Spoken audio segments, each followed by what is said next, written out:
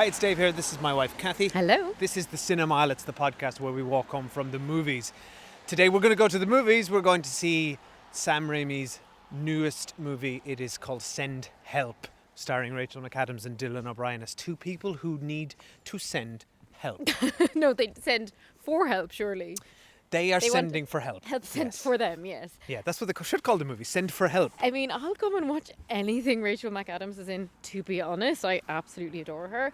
Obviously, Sam Raimi's great. So yeah, I'm excited for this. Are you? Yeah, I'll watch anything Sam Raimi directs. So together we have combined our two, we will turn out for these people. Yeah, we'll be there. People. And also Dylan O'Brien is a fantastic he's really good. actor. I feel like I feel like he's been on the cusp of breaking out for about 15 years. And he's a working actor who stars in films. No, I believe that is to have broken out. Okay, but where would you put him in the A, B, C, D list rankings? I think he's about a B maybe, C+. High B. Yeah. But she's probably like the name, I guess. Depends on what audience you're thinking of, though, because if it's like maybe those of like tweenies who are really into the Maze Runner, they'd be coming for him. Older millennials might be coming for her, so it works. And then obviously a lot of people coming for Sam Us really Raimi. old people are coming for Sam Raimi. Yeah, but us Mean Girl fans are coming for Rachel McAdams and The Notebook. What a double hitter she had. Right, so let's go and watch it then. See you what soon. we think. Bye. The coast joined the land of the living. How long? You been out? Day and a half? Have you tried making a distress signal? Or a bigger fire? I was busy trying to keep us alive. But getting us out of here, that should be your focus, not being Susie Homemaker over here. What did you just say to me? Let's not forget, I'm your boss. You work for me. We're not in the office anymore, Bradley. No help is coming. You just have to accept that this is how things are now. You ever hunt? I think I like it.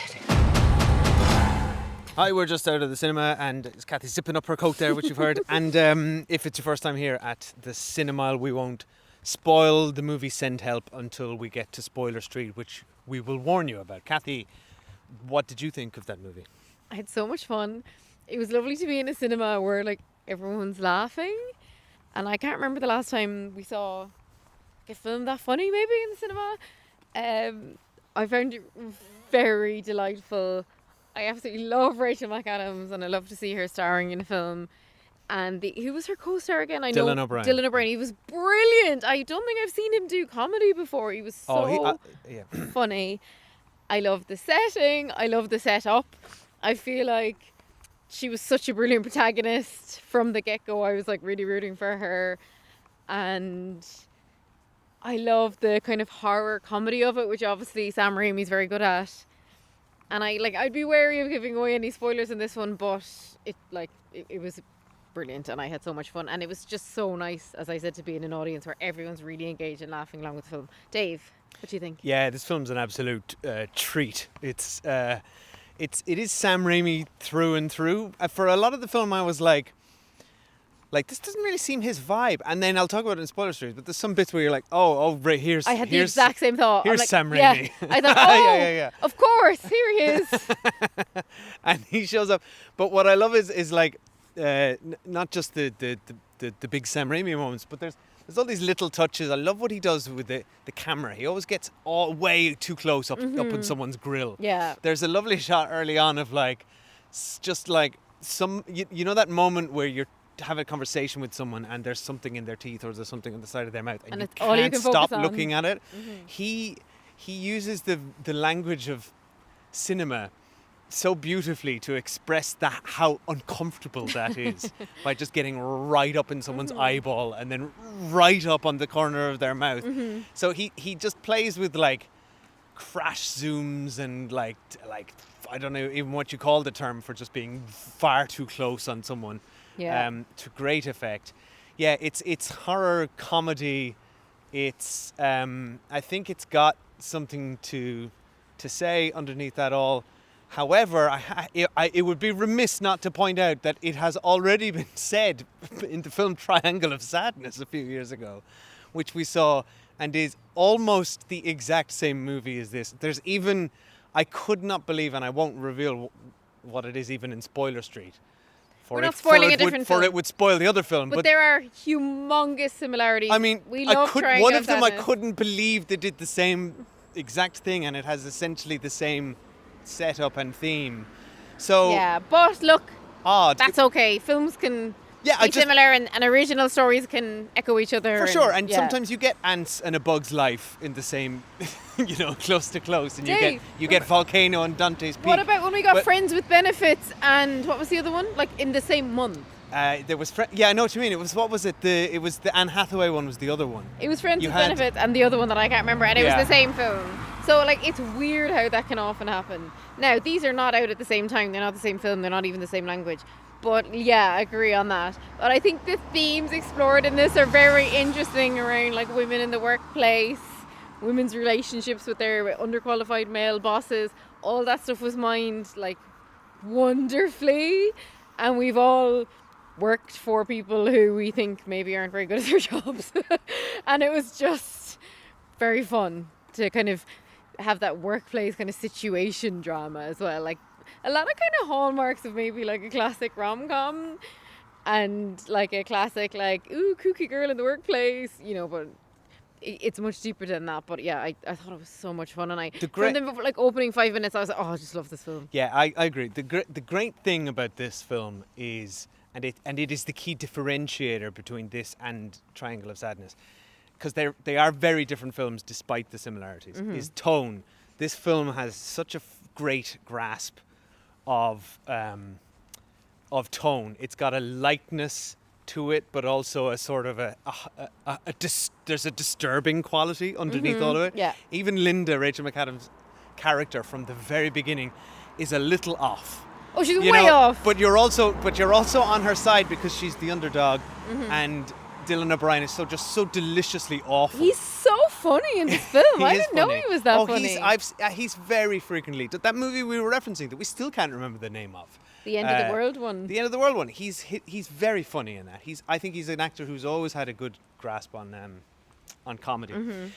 But I don't know what else to say besides to get to spoiler street. Spoilers, because I don't want to spoil it for anyone. I know like we're a little bit late reviewing this one anyway, so a lot of you have seen it and been recommending it to us and saying, that you'd like to hear our review.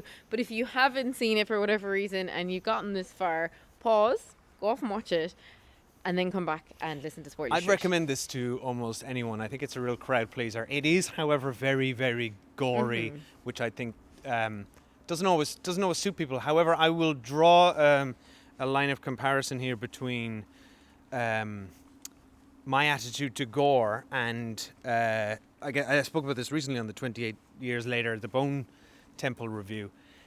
You could argue that the levels of gore are comparable between these two movies, but again, tone This is horror comedy. is the difference. Yeah, exactly. There's a sort of an absurdism to Sam Raimi's gore that is kind of, you just cannot help but laugh. Whereas It's like, I think I hate gory, violent films, but I really didn't mind the gore in this at all. it's and I almost just it's laughed. fantasy Yeah, violence, I and laughed. there's a difference to that, and I think there's a context as well. Context is important, and so whereas I was very squeamish in the Bone Temple, I delighted in the visceral displays. And everyone of this around movie. us just laughed constantly at the violence. So like that's the kind of vibe of the violence. But it's still like, ooh. Yeah. There was a lot of, Yeah. ugh. Yeah.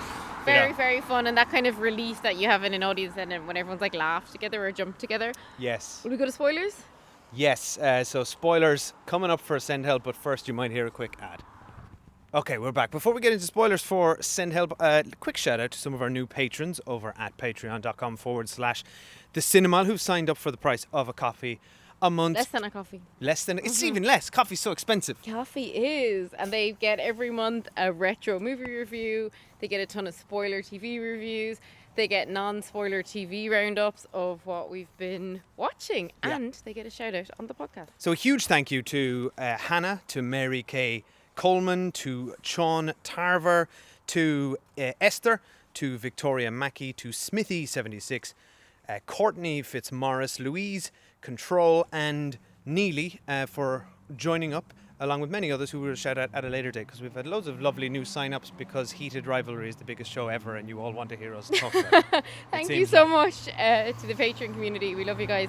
And we have so much fun over there in the app as well, in all the chats around TV and movies and games and music and books and all sorts of cultural things. And now back to Send Help, which is a hard film to talk about without spoilers, so I'm glad we're on Spoiler Street now. Yeah, full spoilers here. Here we go. Okay, where do you want to start? I just want to talk a bit more about their relationship of Rachel McAdams. She's such a kind of typical downtrodden, put upon woman in a workplace setting, right, in a movie. Fair play to the movie for making her unattractive. That's almost the film's greatest achievement. She's one of the most beautiful women in the world. I know, yeah. But it's something about how she's dressed, and she's such a good actress. She's Yes, just she is. she ends up being so frantic. So that scene you reference with the food, she's eating a tuna sandwich and she leaves some tuna on her face, and it's just so gross, and he's so repulsed by her. She goes through an almost a physical transformation in this movie, in not just the way, the way they present her changes. I love that scene where she's suddenly in an old Timotei ad. She looks at herself in a puddle and her hair is glowing. But like you say, she's It's just how she holds herself. yeah, exactly. She's such a great physical actress, and she's such a good comedy actress, as we know, that she literally does change everything about her physicality throughout the course of the movie. And it's a brilliant performance. She's so ambitious, and she's all these ideas, but she's essentially doing men's work for them. And then I love this quirk of the character that she's just really into Survivor and is a survivalist. Well, and that was just so silly. It's a little and it was forced. so fun. It's very forced because you have it's the thing that makes the movie work. Exactly. You have to have that. And it was so fun. And it is fun. I think it's a fun way to do it. And I like the way the movie obviously lays up a lot of Chekhov's gun stuff. You know, the diamond ring. Everything in the film shoes. pays off. Nothing in the film is not paid off at some No, it's point. very neat, and I like that. But I think, but a poorer movie would do those things, but in a less interesting way. Yeah. We might have just had her watching Survivor with the parrot, and that might have been enough. Yeah. But what I think the movie is so clever is it tied together her abusive relationship with her co-workers and the Survivor thing with that bit on the plane where they're that watching was her so audition tape good. and mocking her. Oh my God. I mean, and it makes... And that's when you realise how awful the boss is, because he's been awful. But the fact that he's watching the video in front of her. Oh, and with glee. with no impunity. He just turns around and smiles at her. Yeah. He doesn't care. And it's just, I love the humour of the film that him and her are the only ones in seatbelts, and then the kind of seatbelt on and thing goes, and he's like, "You fucking pussies, are you gonna sit down?" And the next minute they all die in the most gory way. Yeah. The bit where his tie got stuck in the door and he was flapping against the window. God. That is genius. And the guy's teeth getting knocked out. Oh, it's and brutal. The moment where they're they've all been so abusive to Rachel McAdams, and then they're all trying to he's like, "Give me your seatbelt." Oh, when he kept saying that was so scary. scary, yeah. Give me your seat. God, That's that what he was was saying so to her. As in scary. that I am so much superior to you. Get out of that seat. Yeah. It's mine. And it's funny, but it's also we know, and it's very fucking relevant today, how men in positions of power treat women, vulnerable women, and she's not even that vulnerable, and yet look how much they're abusing her. So that actually really tracked that plane scene, as well as being very funny. Yeah, the beginning of this movie is also a horror film, because we've all experienced it. Anyone who's worked in a corporation, and this was literally very close to home for me, because they were marketing people in a marketing agency. I've met these people. I've met that guy. I've met Linda. Do you know? I've met all these people. Now they're broad caricatures I haven't met any. of all these Personally, I things. haven't worked with anyone that bad. No, for sure. But the movie is a comic, over-the-top comical, broad caricature level stuff to make its point. But this is all rooted in very real stuff. Yeah, for sure. And that's what kind of makes it land. And it makes us root for her so much. But the thesis of the movie is that if you strip away the society that we've constructed and the biases that we have and the social hierarchies that are related to gender and race within that, and you just put And a few people capitalism. and capitalism, and you just put people on a desert island, the things that are valued are different, such as her skill set puts her in the position of Well, power. we know we're the first to go in an apocalypse, so like we're movie podcasters. You know what I mean? Well, no, obviously, no, but obviously, who's going to document the survival on the island? It'll be you and me. Well, no for one will future document it, so then generations. she can control the narrative. But like just the whole sequence when she's like nursing him and tending to him, and he kind of very quickly is like, "I'm your boss, you work for me," and she's like, "Bye." Oh, She that's just so goes good. off. But that lovely shot, there's a great little shot he does where he keeps panning left to right, So left to right, good. and Dylan O'Brien is giving this increasing frustration.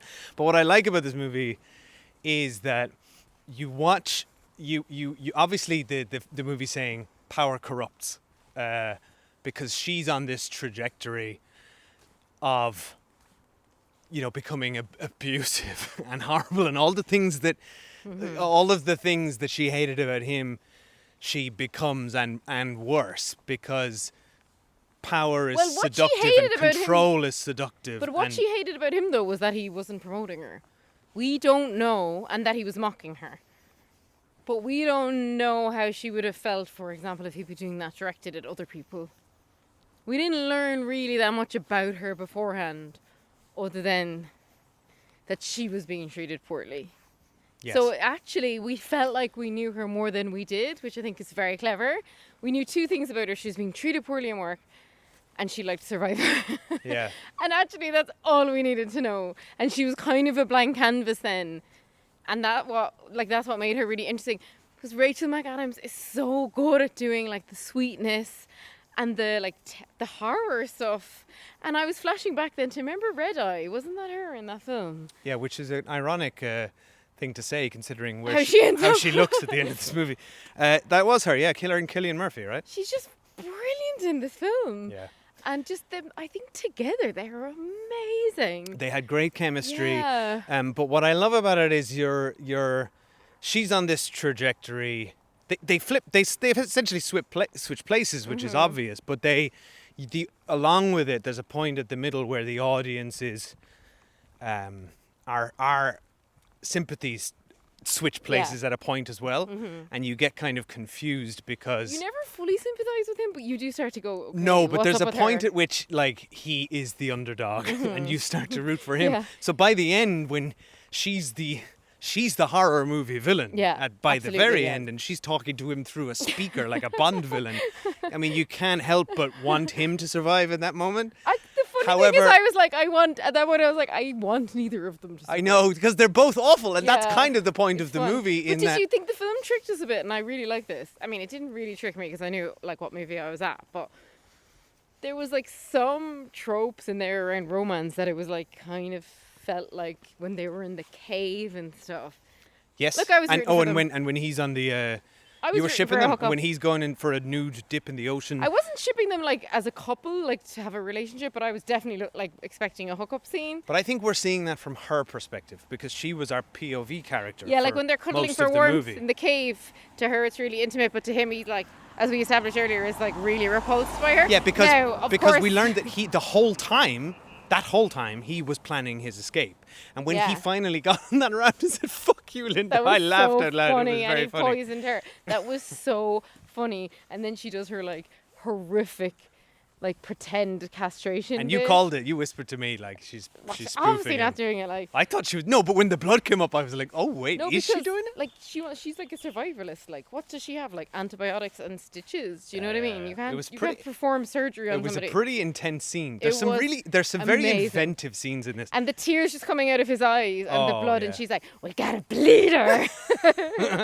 She's wonderful in Yeah. it. But the other thing, there's so many great scenes in this. The wild boar chase scene The with her, hunt. which is done again like a horror film. Yeah, so good. that's pure Sam Raimi. He even does his Evil Dead camera at one point from the boar's perspective. Oh right, I was like, I know this, and then It's almost he does all these little nods to his work, or maybe it's coincidence, but like I know. there's a shot that goes through a spider's web, which is the same as the beginning of Spider-Man. the shot through the spider's web looked weird. It was the only shot in the film that I was like, that totally stands out as But it's like very strange. CG, Yeah, which it was just didn't also how work. it looked in Spider-Man Right, in yeah. 2001. So it didn't work. And like then of course like we knew that she had seen a boat before, and she had kind of maybe delayed the rescue, but then when we see his fiance arriving with the ring, which was like a funny like recurring thing, and she's with the boatman, and then we're like, oh no, that's when I start to fear Rachel McAdams. What's she going to do but they to this set nice it up nicely. lady? Yeah, you know what she's going to do. Yeah. You just know it. I kind of thought maybe she wouldn't do it, and the film was like fucking with us. But when she arrives back at camp and she doesn't have them with her, you're like, oh no. But she did seem to regret it or be a bit shook or something. Well, this is Lady Macbeth kind of stuff, out damn spot. That's what it was. It was the vision of. Yeah, it was that was a great jump regret. scare. Like everyone in the audience, myself included, screamed at that. It was dream. it was a bit late. I'm not a big fan of jump scares. I think they're a bit cheap. But, I like the collective relief you get as an audience, though, like after a jump scare. Yeah, but now certainly we're just I would rather commend the bit before the jump scare, which was genuinely creepy. Oh yeah, that was of freaky. her coming out of the water and saying Linda. She was like a zombie. Yeah, that was freaky. That was freaky. That scene was reminding me a little bit of Old. Do you Oh, remember God, the M. Night old, yeah, M. Shyamalan? Night Shyamalan, yeah. But anyway, I just think the end got like really, really silly and like ridiculous. But I really enjoyed it when the strategy piece came back in the end and the gun had no bullets. That was all great fun. Her eye hanging out. And then, of course, the like 12 months later and she's like playing golf. Just like that was all. And looked exactly like Regina George at that point. I just loved all that. And I have to shout out to Rachel McAdams. It's so nice to see an actress who's just like naturally aging and like looks her age as well. I mean, obviously she's exquisitely beautiful and no mortal. Like, no, but I know her. exactly what you mean. She just looks like a normal person who's very attractive. Like make actors have wrinkles again. Do you know what I mean? Yeah. So yeah, I love to see that as well, and I just think they're absolutely brilliant performances, and like they're a dream. Amazing. These two in this. We're just raving about this film now, but the end I think it's was really great. silly. Like if the end had even gone on for like 3 more minutes, I'd have been like, I'm done with this now. Like just didn't outside its welcome. I would argue that the whole film was silly. Well, yeah, obviously. So it's like so I think the end is quite consistent with where we started and in the middle and where we ended. There's just so many funny bits that like shouldn't even be funny. Like when he opens the fridge and it's just filled with like champagne and water, and he's just like, "What the fuck?"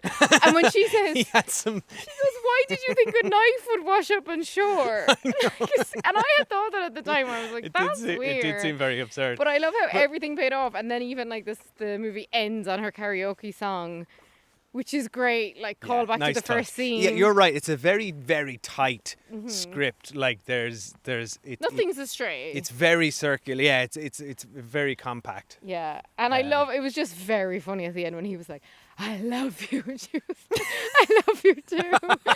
We all laughed at that. Yeah, the whole like cinema was laughing. You're right. It's got such a good grasp on the comedy, the tension, the horror. That's what you get with. I think Sam Raimi just knows what he's doing. He's so good, and then the two leads are so good. So obviously the three of them had a right old time, just like basically I think every scene had a laugh in it in the whole film, which is quite something. It's just a blast. I would absolutely watch it again. Watching these two, like this power play between these two. So fun. And his raft, when he made the raft and he went out in the ocean, like, and it fell apart within like 3 waves. It was so cool. It's so funny. It's an interesting moment because I think that's around the point where you're confused as an audience as to who your alliance lies with here, because you've hated him for so long. But he did try and murder her. But that's the thing.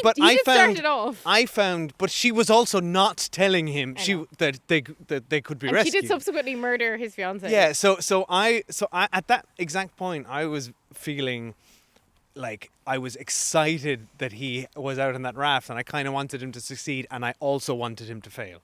So I think that tells you kind of how good the movie is. I cheered when he went out and said "fuck you, Linda," and then I cheered when that wave smashed him and he went back. And then she vomited all over him. Like, oh, so that was silly. very good. All right, we have to go now. We're just laughing about this film. Thank you everyone for listening. If you've enjoyed this podcast, please could you leave us a review wherever you listen to podcasts. We kind of forget to ask people to do that, but greatly appreciated, particularly on Apple Podcasts and Spotify. It means a lot. And come over to Instagram, follow us there at The Cinemile or patreon.com/The Cinemile. And thank you for listening. Bye. Bye. I don't think we should ever leave.